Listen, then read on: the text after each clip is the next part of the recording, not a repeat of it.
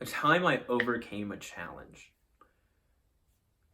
So I'm a very entrepreneurial person, and I've always wanted to start my own business.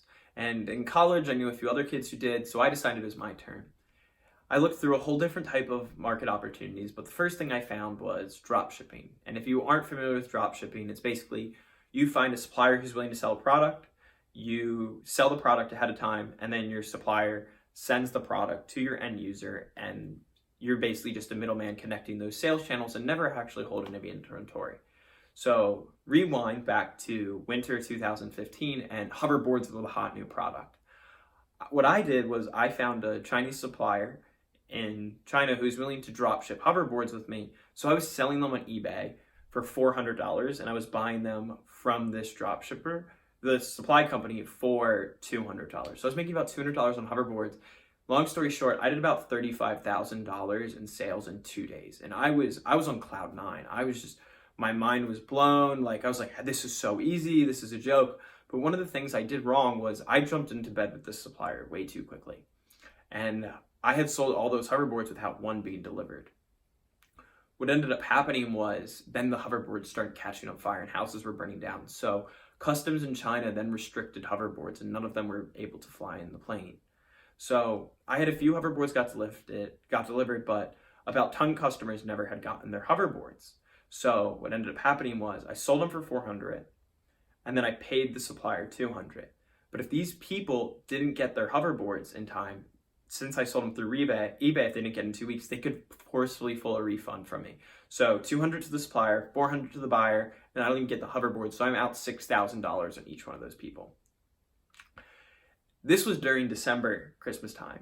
And if you've ever experienced a mom or dad whose kid's not going to get their hoverboard for Christmas, it is one of the scariest things you could ever imagine. And what I ended up having to do was, it took months for these hoverboards to get delivered, and I had to buy these people off Amazon gift cards. And as long as they didn't know they could get a refund, as long as they were happy with the gift cards and were willing to wait, I bought them off.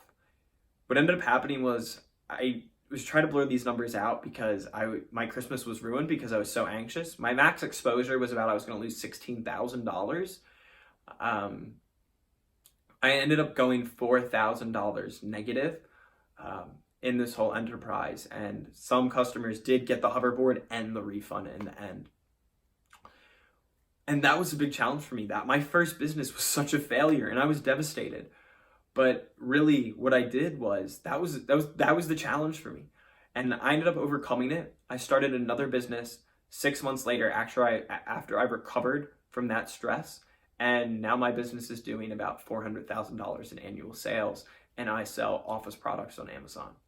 So that challenge was that massive failure for me, and what I learned from that implemented is, one, my supplier and I now, fantastic relationship, incredibly good on communication. So I never have to worry about anything with the supplier issues ever coming up again. Another one is I really take pride in the quality of my product. I know what the product is, I've tested it myself, I've used it, and I'm not just finding something to make a quick buck on basically arbitrage. That was the time I overcame a challenge.